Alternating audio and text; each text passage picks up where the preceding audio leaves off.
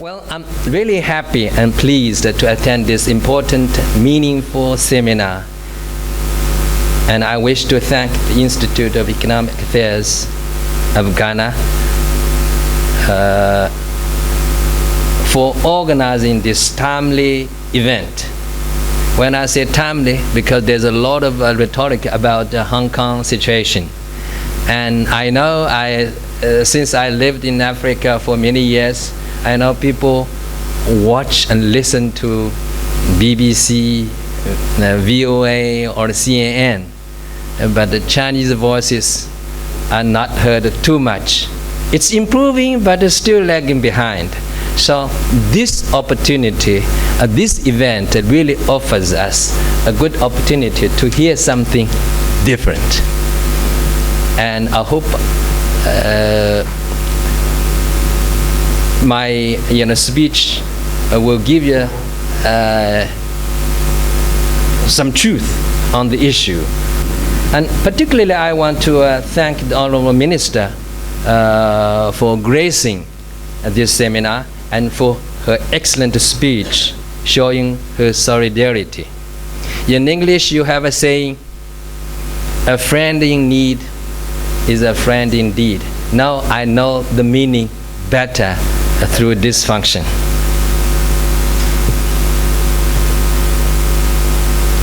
As you may know, or as you have already known, that since June this year, several large-scale demonstrations and violent incidents have occurred in Hong Kong Special Administrative Region, which has aroused widespread concern in the international community, including Ghana, of course. People have been wondering what has happened to Hong Kong. What is the nature of the problem? And what needs to be done urgently? And what is China's position? To answer these questions, or some of these questions, I would like to make a 6-point presentation on the Hong Kong situation. Point 1, the cause of the situation in Hong Kong.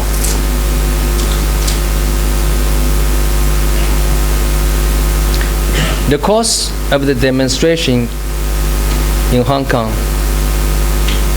is the proposed amendments by the Hong Kong government to the Fugitive Offenders Ordinance and the mutual legal assistance in the criminal matters ordinance because of an ordinary judicial case. In February 2018, Chen Tongjia, a Hong Kong resident, was suspected of murdering his pregnant girlfriend in Taiwan before he fled back to Hong Kong. Then Hong Kong had no jurisdiction over this case. So in order to transfer Chen Tongjia to Taiwan for a trial, the Hong Kong SAR government proposed amendments to the above-mentioned ordinances. So far, Hong Kong has not signed any deal with China's mainland, Macau, or Taiwan on the transfer of fugitive and mutual legal assistance in the criminal matters. By amending the ordinances, the Hong Kong SAR government hopes to cooperate with China's mainland, Macau, and Taiwan in transferring criminal suspects and fugitives through special arrangements, which will help to deal with individual cases and plug the loopholes in the legal system there, and enable Hong Kong to work better with other parts of China to jointly combat crimes and uphold the rule of law and justice there. In the era of globalization and informationization, the cross-border nature of various crimes is very prominent. Combating crimes depends on the close cooperation of various jurisdictions. No place in the world should be used by criminals as safe haven. Hong Kong has concluded arrangements on surrender of fugitive offenders with 20 countries and regions in the world, and arrangements on judicial assistance on criminal affairs with 32 countries and the regions. However, there has yet such an arrangement between Hong Kong and mainland China, Macau and Taiwan, let alone cooperation on legal cases. Hong Kong has been returned to China for 22 years, which is long enough. As part of China, it cannot carry out such cooperation with other parts of China. Is this situation normal or reasonable? Certainly not, of course. By proposing amendments to the Fugitive Offenders Ordinance and the Mutual Legal Assistance in Criminal Matters Ordinance, the Hong Kong SAR government intends to incorporate into its cooperation with other parts of China into the ordinances regarding fugitive handover and mutual legal assistance in criminal matters. Similar cooperation mechanisms have already been put in place between Hong Kong and foreign countries. This arrangement will not affect Hong Kong's judicial independence at all. Therefore, it should not have been controversial from the common sense to plug the legal loopholes in this area. Many Hong Kong citizens do not have much understanding of the mainland along with its legal system and judicial situation. Taking advantage of that, some people and media with malicious intentions or ill intentions started fear-mongering campaigns to stop panic and blocked bills' passage in the Legislative Council. Under such circumstances, several massive assemblies against amendments have taken place in Hong Kong since June this year. In order to solicit broader public opinions and to restore calm as early as possible, the Hong Kong Special Administrative Region government decided on June 15th to suspend its work on the amendment of the bill and announced on September the 4th to formally withdraw the amendments. The central government supported, respected, and understood this decision of the Hong Kong government. Now let me come to point 2, the recent situation in Hong Kong. Starting from June, Hong Kong's opposition and some radical forces have used the pretext of peaceful demonstrations to engage in violent protests. Though the Hong Kong SAR government said on many occasions that it has completely halted amendments of the 2 documents concerning the transfer of fugitive offenders, the opposition and the radical forces have kept plotting all kinds of violent activities to hold the US and the UK national flags, to wantonly vandalize public properties, set fire, blatantly attack and throw petrol bombs at the police, besiege and beat people who oppose their wrongdoings, and block traffic roads, paralyze international airport, subways and other public transportation means, flagrantly attack the government office buildings, burning Chinese national flags and deface national emblem, and even shout the slogan, Hong Kong Independence. Their actions have already gone beyond peaceful demonstrations, which not only seriously threaten the public security and social order, and severely impact Hong Kong's rule of law, stability, and people's livelihood, but also defy the bottom line of one country, two systems. Point 3. Institutional arrangement in Hong Kong. When the British ruled Hong Kong, it established the colonial system by sending a governor and had never given real democracy to the local people. That is to select or to elect their own leaders.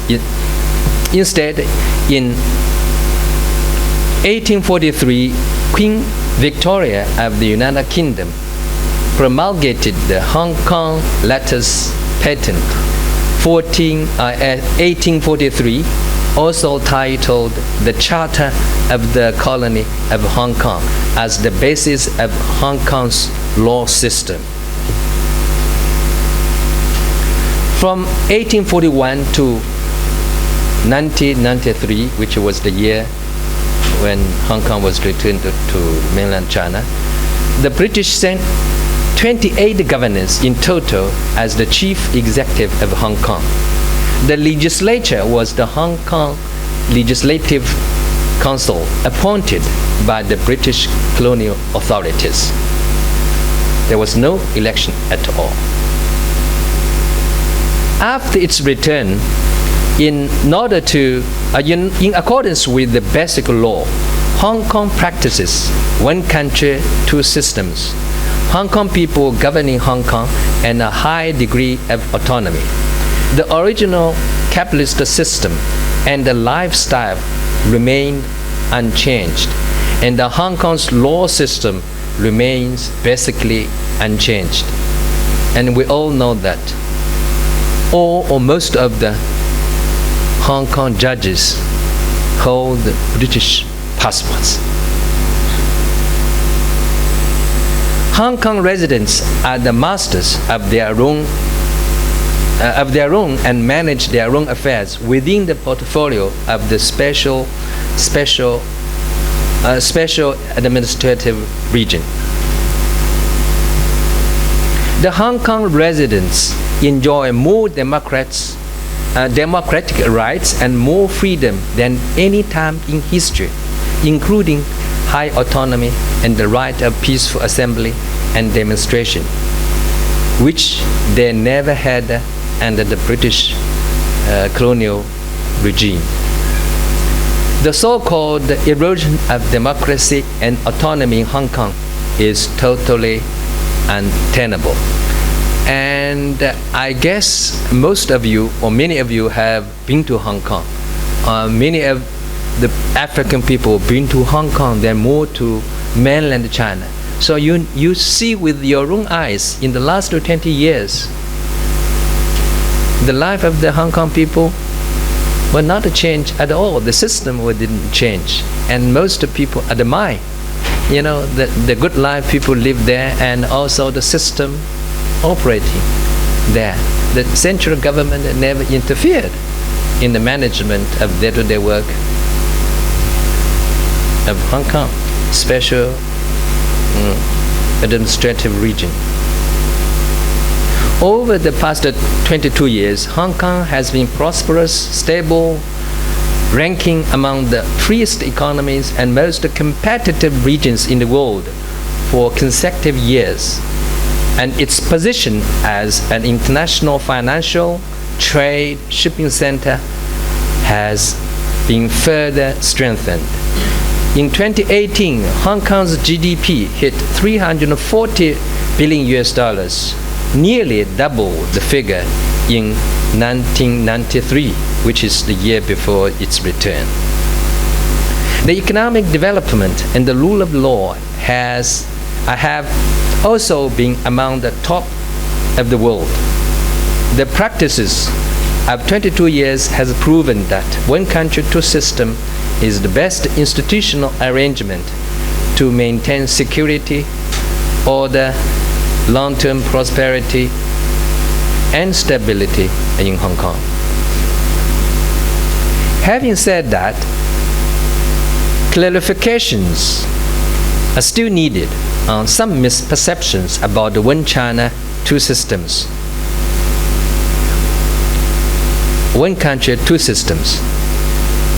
One country is the root of the two systems, and two systems is the branch of one country.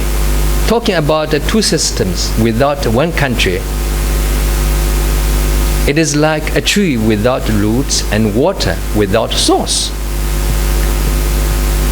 To question, even deny the necessity of upgrading one country with the exercise of two systems constitute a challenge to China's sovereignty, which is absolutely intolerable. No attempt should endanger China's sovereignty and security, challenge the authority of the central government and the sanctity of the basic law of the Hong Kong Special Administrative Region, or use Hong Kong as a channel for infiltration and sabotage against mainland. These are the three bottom lines that can never be defied in carrying out one country, two systems in Hong Kong. Point 4. The future of Hong Kong problem, or the nature of the Hong Kong problem. Looking back at what happened during the past 5 months, the ordinance amendment issues have changed in their essence, in their nature, and bear the feature of a color revolution. There is ample evidence of outside interference or foreign interference in Hong Kong's affairs. This is why the riots and the chaos in Hong Kong have lasted for such a long time, although the Hong Kong SAR government has officially withdrawn the amendments. Stopping violence, restoring order is what the overwhelming majority of the people in Hong Kong demand, as well as the broadest consensus and the strongest call of the sectors of Hong Kong society. Unfortunately, at the time when people from all walks of life in Hong Kong were denouncing violence and illegal acts and supporting the police in strictly enforcing law, some anti-China forces in US and UK and some other Western countries, as well as in Taiwan, called the black-white,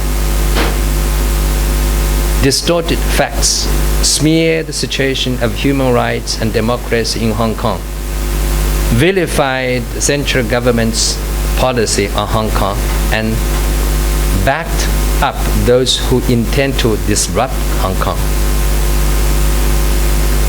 US President Donald Trump, Vice President Mike Pence, and House Speaker, the Secretary of State of other political figures have all met with politicians who want to disrupt Hong Kong.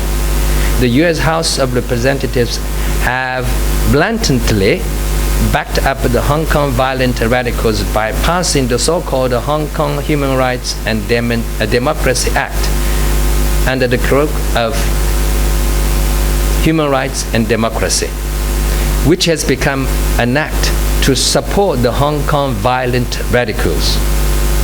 It is not difficult to tell the essence or the nature of the chaos in Hong Kong is that the United States and some Western countries regarded Hong Kong as a pawn or a base to make fuss and disrupt the city so as to achieve their strategic intention, to their strategic goal of suppressing and containing China's development and rise.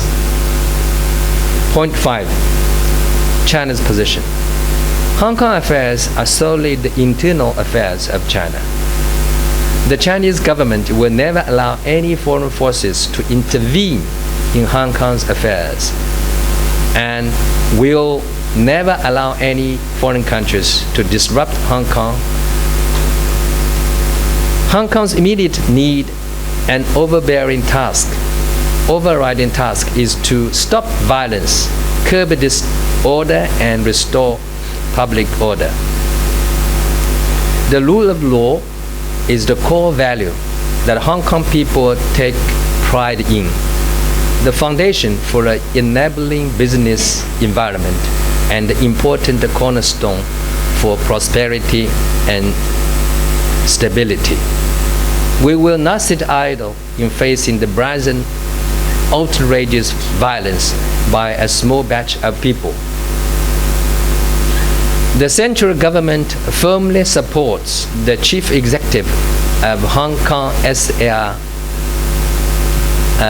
Carrie Lam, in leading the Hong Kong SAR government to rule according to the law, the Hong Kong police in enforcing laws regularly, and supporting the Hong Kong SAR government and the judicial bodies in meting out the punishment to violent criminals according to the law. And the patriots and people who have loved Hong Kong in safeguarding the rule of law in Hong Kong. Nothing is more beneficial than stability, and nothing is more important or nothing is more detrimental than chaos. Maintaining Hong Kong's prosperity and stability is in the interest not only of China but also of the rest of the world, as the chair was saying and as the foreign minister was saying. It has bearings on many of us. We hope that the international community will see clearly the true face of these violent criminals, speak out against violence, uphold the rule of law, and take concrete actions to support Hong Kong in restoring order, developing its economy, and improving people's life there in the region. Point 6. Harmful double standards. Recently, we have seen demonstrations in Catalonia, Spain, and London, the United Kingdom, involving in violences like arson, blocking airports, and smashing shops, and etc. The violent demonstrators there claim that they copied the Hong Kong experience, or Hong Kong model, and they wanted to make places another Hong Kong, which means that it is affecting other parts of the world. However, Western politicians and media talked very little about this, and some of them even claimed up. They believe that those cases in Hong Kong are about the democracy and freedom, while those in the West are violences and rioting. Apparently, some Western politicians and media have adopted different attitudes or double standards towards illegal, violent offenses that happened in different places. This tells us at least two things.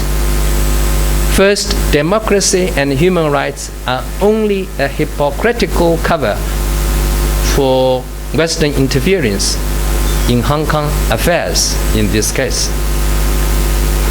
Second, there can only be one single standard and one single attitude towards violent offenses. Double standards and connivance will hurt others as well as oneself in the end if they try to do so sooner or later. Ladies and gentlemen, China is the largest developing country in the world, and Africa is the continent with the largest concentration of developing countries. China and Africa enjoy a time-honored friendship and have long since established a community of shared future. On October 16. And just a few minutes ago, Honorable Minister of Foreign Affairs and Regional Integration pledged Ghana's support to China over the situation in Hong Kong. We highly appreciate Ghana's correct position and valuable support to China.